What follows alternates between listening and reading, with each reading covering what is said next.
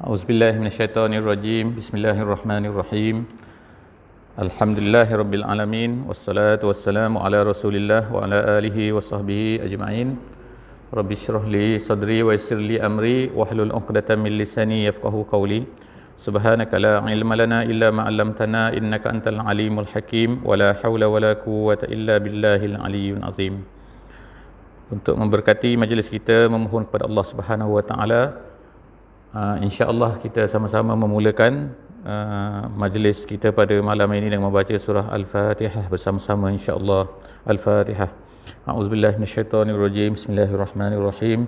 Alhamdulillahirabbil alamin, arrahmanirrahim, maliki yaumiddin.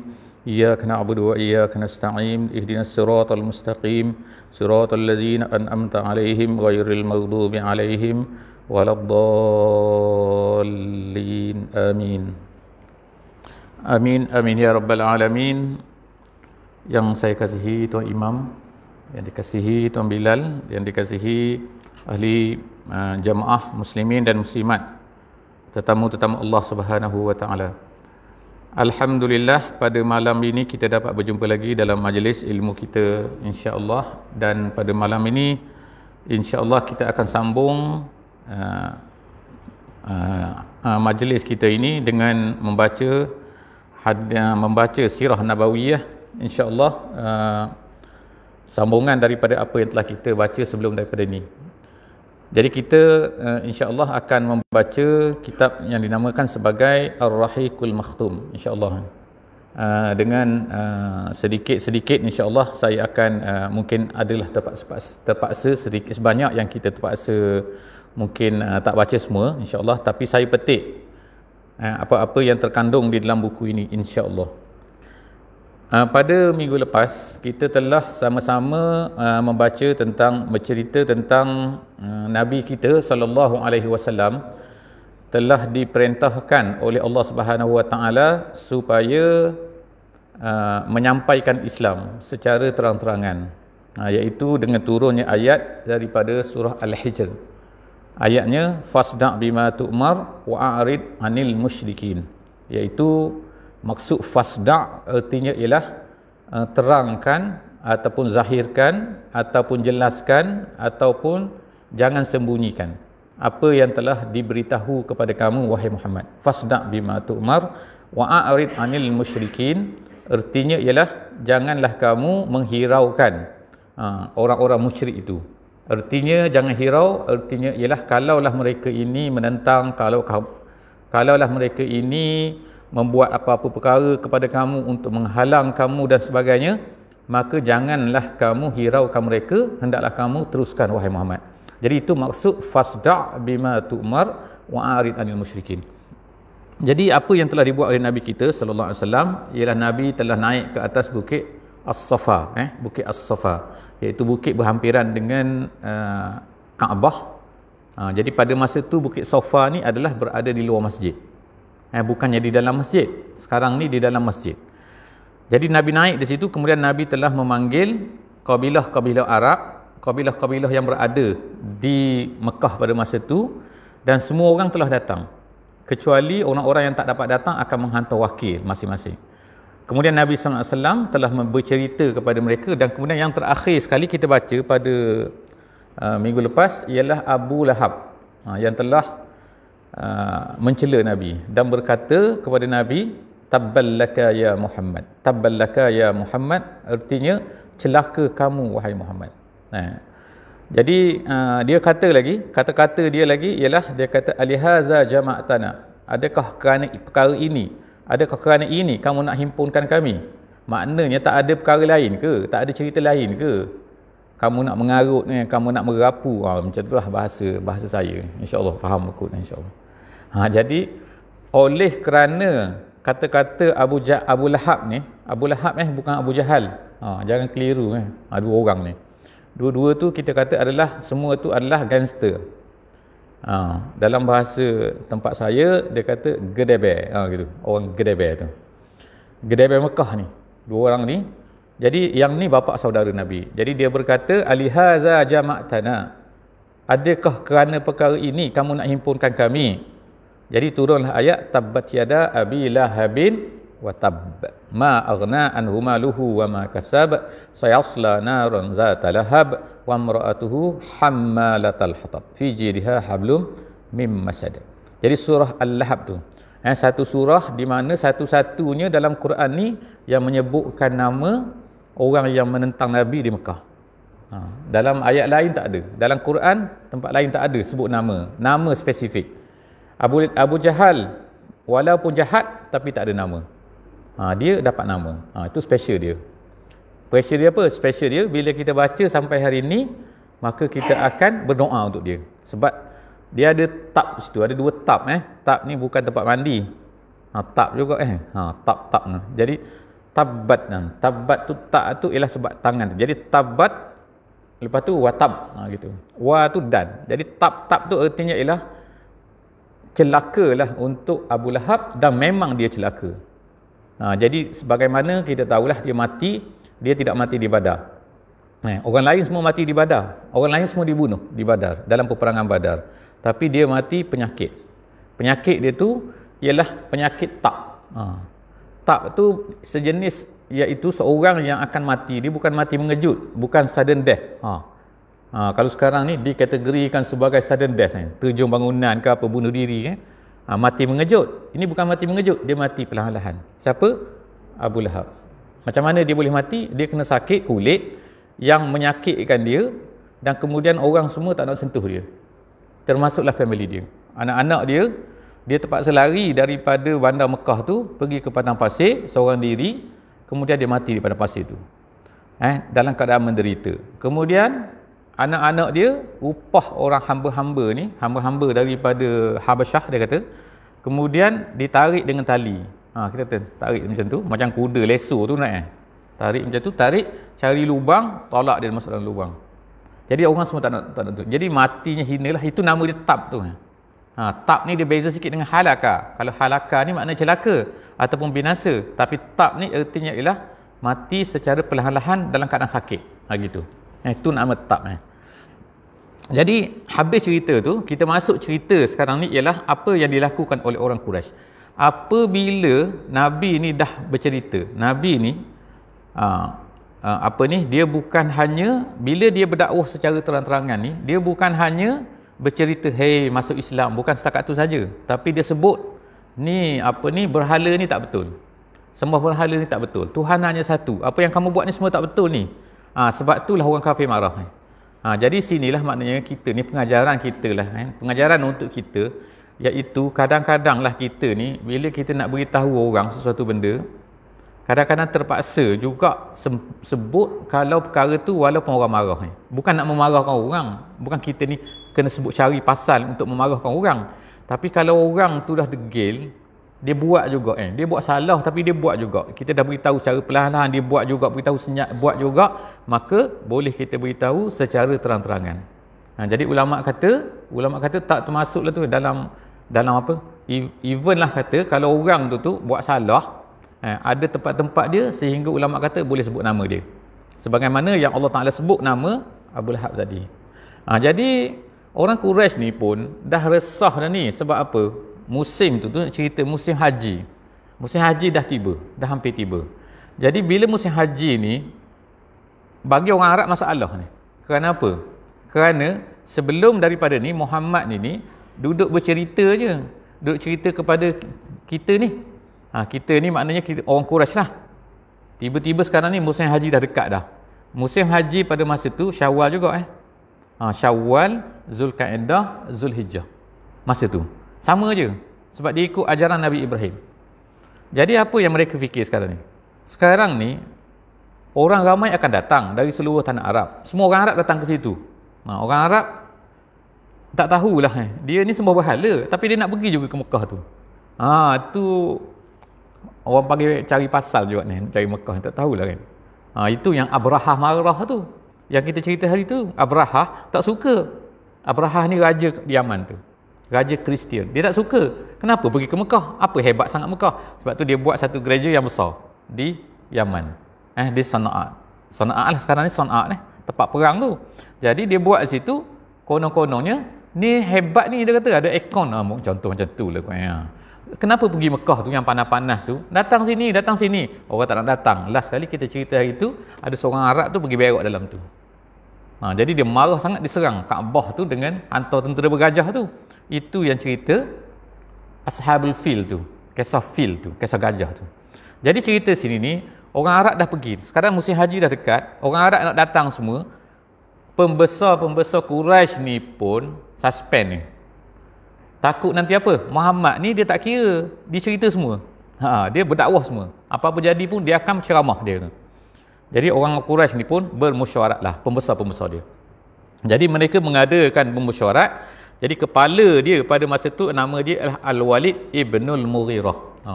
Bukan nak suruh hafal nama-nama penjahat-penjahat ni tapi ingatlah. Ini nama-nama samsi tu. Al-Walidu Ibnul Mughirah.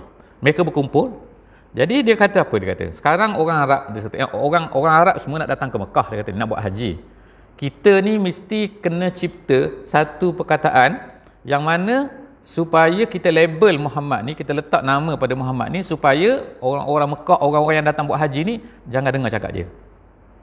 Jadi dia pun bincanglah dia. Berbincanglah. Yang pertama sekali dia kata ada orang bagi idea dalam mesyuarat tu kita letak nama Kahan lah. Kahan ataupun Kahin. Kahin ni Tok Nujum. Nujum yang tukang apa ni? Ni boleh tahu ni, awak ni tengok tangan. Kalau sekarang lah ataupun zodiak tu. Ada juga tu, bintang-bintang tu kan. Awak ni apa, Capricorn ke Pisces ke apa benda tu kan, Cancer ke apa. Kalau macam ni. Itu semua tu lebih kurang tu Nujum Nabi SAW kata, siapa pergi jumpa Nujum telah kafir dengan Muhammad. Kalau dia percaya dengan apa yang Nujum tu cakap. Pergi tu, kalau pergi dah pergi je 40 hari dah tak terima ibadat. Kalau pergi tak percaya lagi, kalau percaya kufur. Sebab apa? Tak ada yang mengetahui perkara ghaib kecuali Allah Subhanahu Wa Taala. Nabi pun tak tahu ghaib. Kalau Nabi tahu ghaib, Nabi tahu benda-benda yang ghaib ni, nescaya dia kata lastaksatu minal khair. Kalau kata Ibnu dulu, jin dulu cerita dengan Nabi Sulaiman. Jadi tak tahu benda ghaib ni. Dulu benda gaib ni yang kita cerita hari tu kan, benda gaib ni dia ada tertulis atas tu.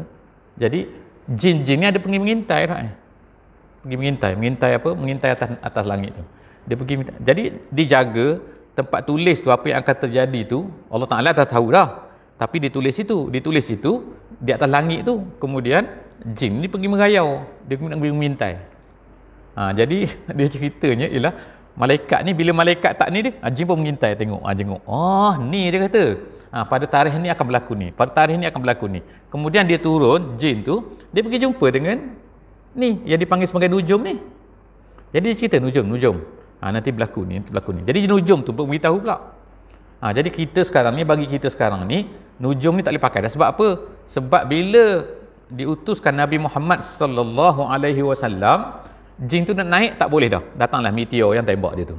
Meteor tahi bintang yang hari tu berlaku kat sini. Hari Ahad bukan yang kuat hari tu. Hari Ahad tu pukul 11 pagi. Dia kata meteor tu, wallahu alam, saya tak tahu kan. Tapi meteor ni dia kejar syaitan sebagaimana dia kejar jin sebagaimana yang disebutkan oleh dalam Al-Quran. Jadi Allah Subhanahu Wa Taala ni lepas ni minta maaf kan. Jadi yang tadi ni mesyuarat Quraisy ni geng-geng kepala Quraisy ni, dia kata kita letak nama dia Nujum Muhammad ni. Walid bin Mughirah ni dia fikir. Dia fikir dia kata tak sesuai nama Nujum ni. Sebab apa? Muhammad ni bukan dia Nujum. Bukan cerita pasal okey, jadi orang lain pula bagi idea pula. Saya rasa penyair tukang sihir. Sebab apa? Sebab dia apa yang dibuat ni dia kata dia telah yufarriqu bainal mar'i wa zawji. Kadang-kadang Muhammad ni ajaran dia menyebabkan orang yang ikut dia, kalau anak ikut, ayah tak ikut, kadang-kadang berpecah jadi. Ni sihir ni. Dia kata. Ada kadang-kadang isteri ikut, suami tak ikut. Ada macam tu. Macam yang kita cerita hari tu, seperti Abul As dengan Zainab dah. Anak Nabi tu. Pecah tu, maknanya seorang ikut, seorang tak ikut. Tapi pada masa tu dia tidak berpisah. Syariatnya dia belum lagi dihukumkan kalau seorang tu kafir, seorang tu Islam, dia masih lagi kahwin macam biasa. Dia tak pecah. Itu jadi dia kata ni sahih. Al-Walid kata apa? Al-Walid kata no. Ni bukan sahih ni. Aku kenal, dia kata. Kemudian lagi seorang lagi kata, tak, dia kata ni Muhammad ni, dia kata ni apa ni? Syair kata, syair. Dia ni panjang syair. Tengok kata-kata dia tu. Kata-kata dia ni, oh, dia kata. Indah dia. Tengok. Sebenarnya Nabi Muhammad tu bawa Quran. Jadi bila bawa Quran dia kata, tu penyair, tukang apa ni? Penyair. Jadi tu semua tu di antara kata-kata. Jadi Allah Subhanahu yang terakhir, minta maaf, yang terakhir yang keempatnya ialah kata gila. Jadi cungkuplah, gila satu, tukang sihir satu, penyair satu, kemudian tukang nujum satu, ahli nujum satu. Al-Walid ibn al-Mughirah ni dia kata tak, dia kata semua tu tak logik, dia kata. Habis tu apa? Itulah dalam Quran kata apa? Dalam Quran surah Muddassir Allah Subhanahu Wa Taala cerita. Jadi sekarang ni dia mesyuarat sama-sama dia, tapi orang tak tahu. Kemudian tiba-tiba Allah cerita kepada Nabi kita sallallahu alaihi wasallam, dan kita baca sekarang. Dia kata apa? Allah Taala kata apa? Innahu fakkara wa qaddar. Dalam Quran, innahu fakkara wa qaddar. Dia berfikir. Allah Taala tak sebut nama dia. Nama dia Al-Walid ibn al-Mughirah, tapi dia Allah Taala kata innahu fakkara, dia berfikir. Lepas tu qaddar. Qaddar ni maknanya macam ni, qaddar ni. Qaddar ni ialah sesuai ke tak? Sesuai. Itu nama dia qaddar tu. Iaitu dalam bahasa Melayunya tak ada, saya tak tahu. Itu qaddar, tapi maknanya ialah tak sesuai. Macam itulah maknanya kalau kita tu kan macam kalau kita kata, oh ni gambar masjid Nabi ni. Ni masjid kita ni kan. Sesuai tak sini bila kita fikir sesuai tak sesuai, itu nama dia qaddar. Jadi Allah Taala kata innahu fakkara wa qaddar. Terjemahan dia, terjemahan saya ni, terjemahan saya nak bagi sedap sikit ni. Dia kata innahu, start berfikir dah dia. Dia start fikir tu. Start fikir, lepas tu start nak letak apa yang paling sesuai. Itu nama dia innahu fakkara wa qaddar. Fakutila kaifa qaddar. Allah Taala kata, celakalah. Macam mana dia boleh fikir ni? Makna semua label-label ni, label yang nak letak pada Nabi Muhammad SAW ni adalah label-label yang tak betul. Summa kutila kaifa qaddar. Allah Taala kata. Kemudian celaka dia. Tengok Allah Taala sebut celaka tu. Summa nazar. Kemudian dia berfikir lagi. Summa abasa wa basar. Kemudian muka dia berkerut. Macam tu lah kata abasa ni merengek-rengek muka, lepas tu abasa wa basar, bahasa Arab jadi dia muka dia kalau basar ni dia orang buat benda ni mata ni macam ni macam tu macam tu maknanya, tapi tak ada terjemahan tu, saya payah sikit jadi dia kata abasa wa basar. Kemudian summa adbara wastakbar, kemudian dia berpaling. Allah Taala kata kemudian tu dia pun istakbar ni sombong. Macam itulah Kemudian faqala in haza illa sihrun yusar. Akhir sekali dia pun buatlah keputusan dia. Dia kata apa yang kamu cakap ni semua tak betul. Tapi yang paling dekat lah, sebab tak ada dah. Tak A, B, C, D, MCQ. Dia ambil sekali lah yang apa dia kata. Iaitu yang paling sesuai sekali ialah Muhammad ni ialah tukang sihir. Illa sihrun yusar. Yusar ni artinya ialah sesuatu benda yang diambil daripada orang lain. Itu yusar. Jadi akhirnya dia pun buat keputusan situ, semua orang dah setuju. Quraisy tu akhirnya apa yang dia buat? Dia buat ialah dia pergi kepada menunggu di tempat-tempat immigration. Saya sebut immigration minta maaf, bukan tempat immigration, tapi tempat orang masuk. Sebab dia ada, kalau nak masuk ke Mekah tu, dia ada, kita panggil apa? Dia panggil pintu masuk yang dipanggil sebagai, kita panggil mikot. Mikot makani, mikot ada kan? Mikot makani tu mikot tempat masuk. Ni melalui sini, ni orang sini daripada sini, orang Iraq masuk sini, orang Yaman masuk sini. Dia tunggu tempat-tempat tu. Konon-konon kita nak immigration dia tunggu situ. Apa dia cerita? Ni kepala-kepala Quraisy ni, dia kata jaga sikit, awak masuk di sini, siap bagi kita bagi amaran ni. Ada seorang nanti nama dia Muhammad. Dia ni dah gila, dia ni kepala dia tak betul, dan dia ni tukang sihir. Jaga sikit. Itulah cerita dia, macam itulah. Akhirnya orang elok-elok orang tak tahu, jadi orang tahu. Cerita Nabi ni kan. Maknanya orang dah tak tahu, orang bukan tahu, sekarang dah tahu. Ada. Ada. Sebab itulah ada seorang daripada Yaman, nama dia Tufail bin Amru Ad-Dawsi. Nama dia Tufail bin Amru Ad-Dawsi nama dia. Dia ni antara orang itulah macam tu. Bila sampai ke nak masuk ke Mekah tu, dia pun diceritakan. Bila orang cerita, dia pun fikir, apa dia buat mula-mula? Dia ambil kapas, dia letak dalam telinga dia. Lepas tu kata, tapi dia duduk tepi Kaabah. Kemudian tiba-tiba Muhammad ni datang ceramah. Ceramah Nabi ni baca Quran lah baca Quran, cerita penerangan, cerita. Tapi dia ni letak kapas. Orang lain kali letaklah batu ataupun tu yang kapal terbang letak tu kan, yang kuning tu barulah tak dengar. Dia letak kapas. Dengar juga, dia kata, terdengar juga. Dia kata, dia fikir aku ni orang cerdik. Tapi kenapa aku takut nak dengar? Kalau apa yang Muhammad cakap tu, aku tolak. Kalau salah. Kalau betul, rugi aku tak dengar. Macam tu. Logik juga cara fikir dia tu. Maknanya dia kata, buat apa? Aku kan bukan orang bodoh. Jadi dia dengar. Dia dengar apa jadi pada dia. Bila dia dengar saja, Nabi SAW baru sikit dia dah masuk Islam terus. Tufail bin Amr ad-Dawsi. Maknanya sini ceritanya ialah orang Quraisy ni dia buat plan dalam Quran Allah Taala sebut wa makaru wa makarallah wallahu khairul makirin. Orang-orang yang tak suka pada Islam ni mereka buat plan. Tapi Allah Taala ada plan dia. Kadang-kadang apa yang dibuat oleh orang kafir itulah kadang-kadang ni. Kita tak contoh yang berlaku zaman sekarang pun Kadang-kadang orang tak nak fikir pasal Islam seluruh dunia ni Kita kata ada internet lah, ada apa ni.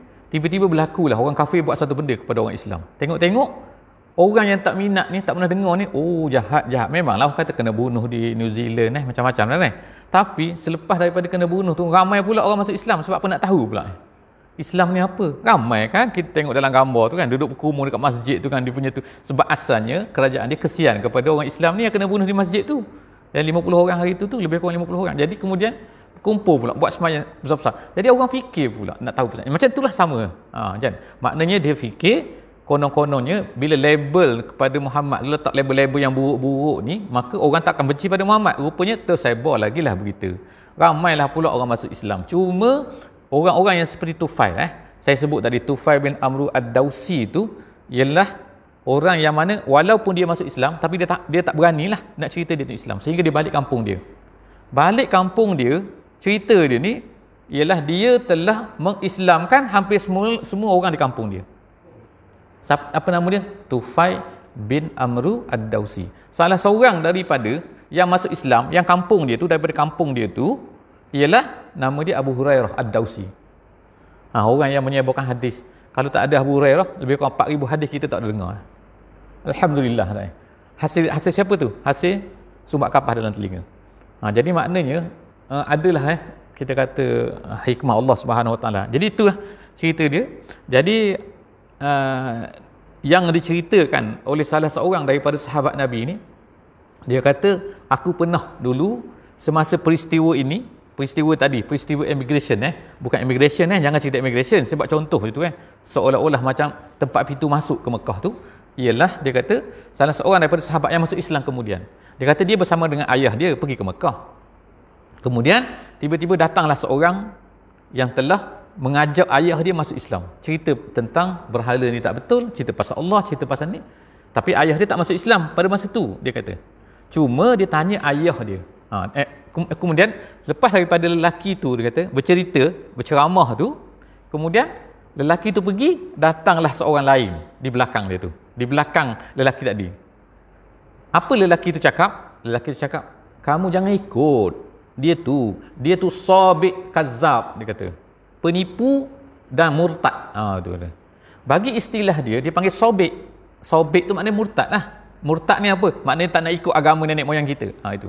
Dia tu murtad lah, ikut dengan Tuhan dia baru, Muhammad. Apa ni, Tuhan Allah, Tuhan. Jadi selepas daripada lelaki tu pergi, orang tu dah pergi, lelaki yang datang tadi, tukang ceramah pula tu, tukang memberitahu pula, kata ni bohong, ni penipu, ni semua, jangan ikut dia. Pergi, aku tanya ayah aku, dia kata, siapa yang lelaki yang datang kemudian tu? Dia kata, yang tu bapa saudara dia. Itulah Abu Lahab tu. Jadi Abu Lahab ni dia jadi kerja pula. Tak ada kerja, jadi kerja. Iaitu apa?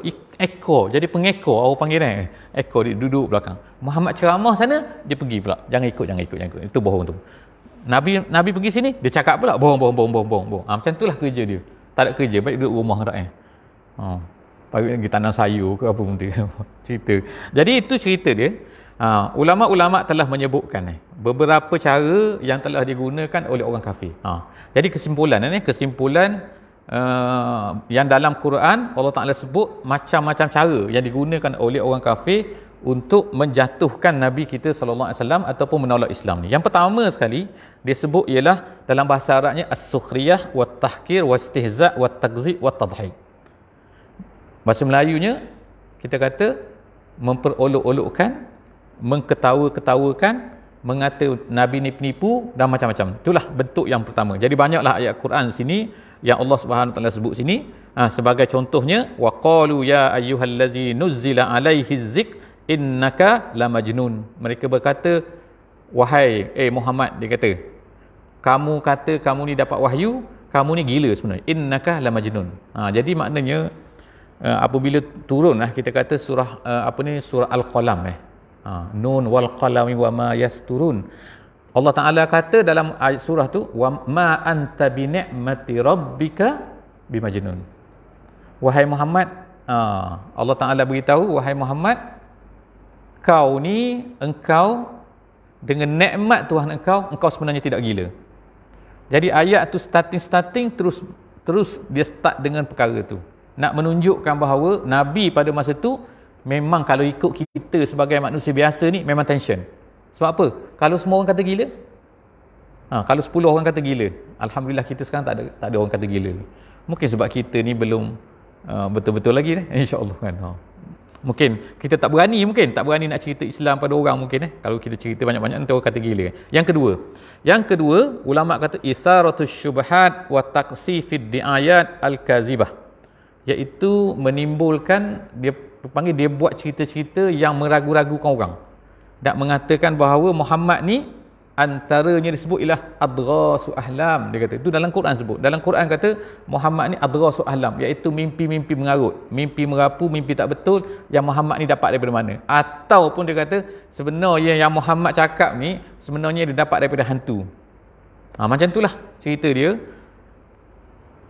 Kemudian seterusnya ialah dia kata yang terakhirlah saya ambil iaitu dia kata menggunakan pelbagai cara untuk menghalang orang daripada dengar Nabi sallallahu alaihi wasallam, mendengar Quran. Dalam Quran Allah Taala ceritakan kepada kita, a'udzubillahi minasyaitonirrajim, dalam surah Fussilat ayat 26 Allah Taala kata, wa qala allazina kafaru la tasma'u li hadzal Qur'an walghaw fihi la'allakum taghlibun.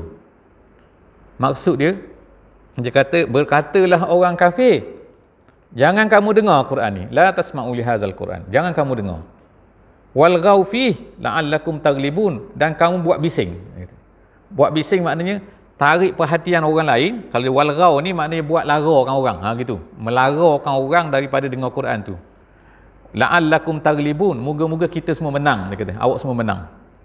Jadi apa yang diceritakan sini ialah adalah orang-orang Arab Quraisy ni, kepala-kepala dia ni ada dua cara dia buat. Nombor satu, ada seorang nama dia An-Nadr bin Al-Haris. Nama dia Nadr, salah seorang juga daripada 25 orang yang saya cerita hari itu.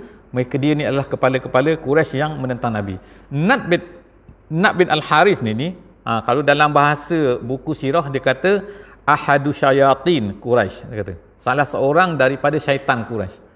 Teruk sikit bahasa dia. Tu bahasa kitab tu, bahasa kitab sirah tu.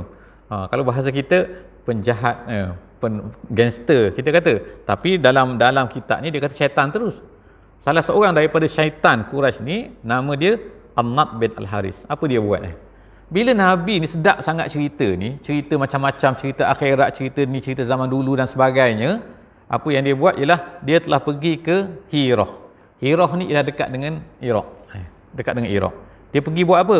Dia pergi cari orang yang pandai-pandai, kita panggil orang pandai bercerita, yang tahu cerita-cerita lama. Jadi dia pergi, dia buat apa? Dia belajar dengar cerita ni.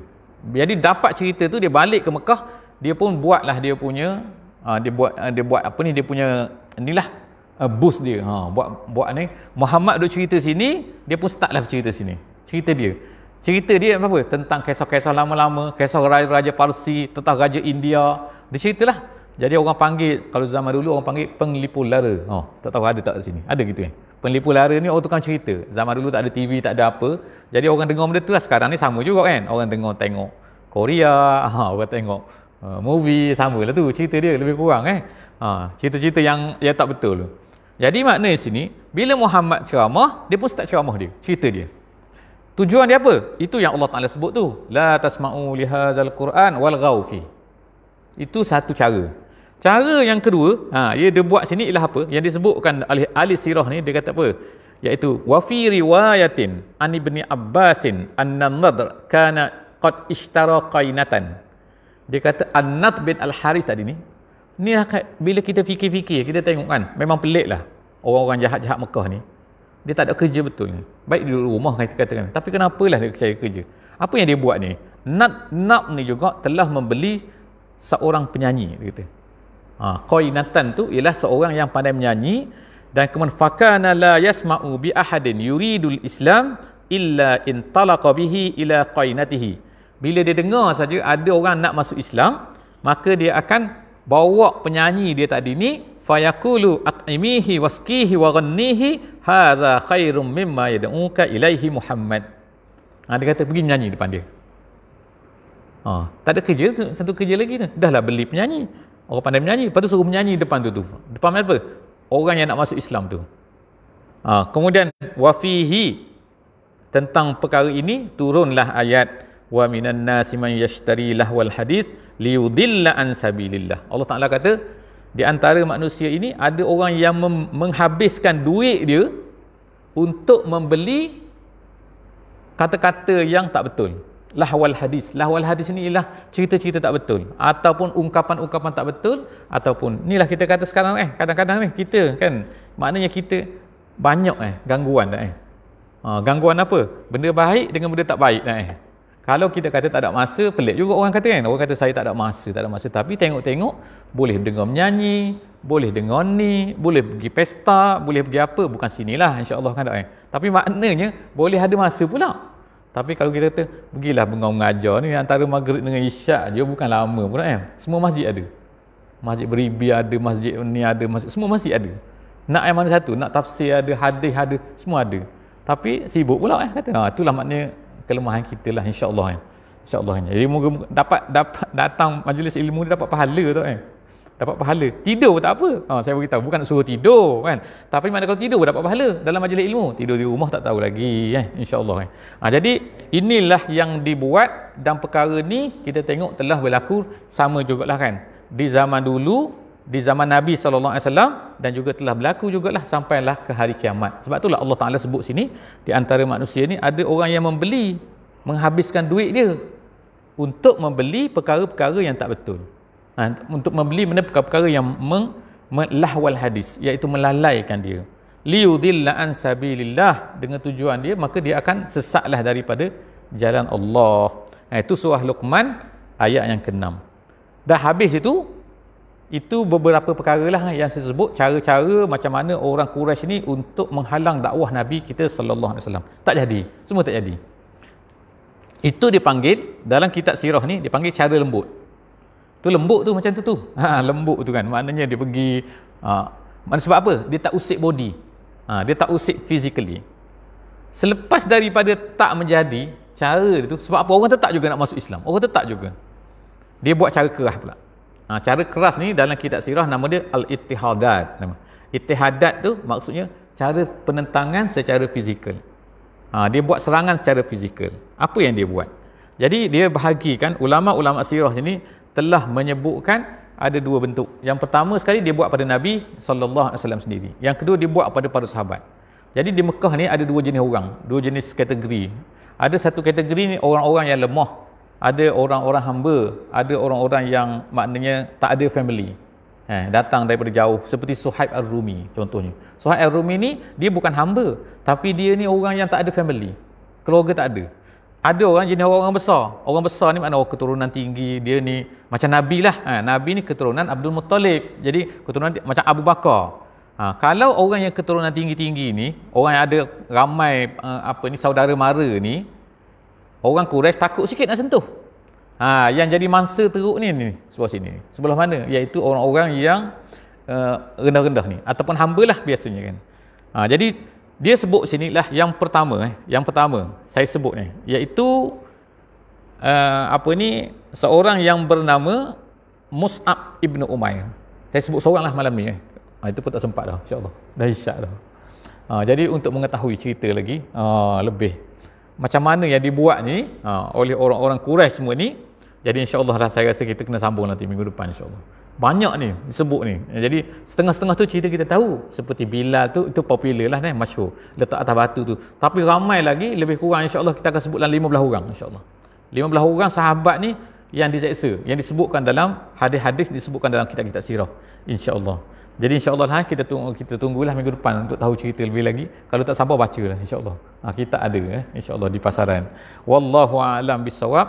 Jadi insya-Allah kita sama-samalah menutup majlis kita pada malam ni dengan kita membaca surah Wal Asri. Bismillahirrahmanirrahim.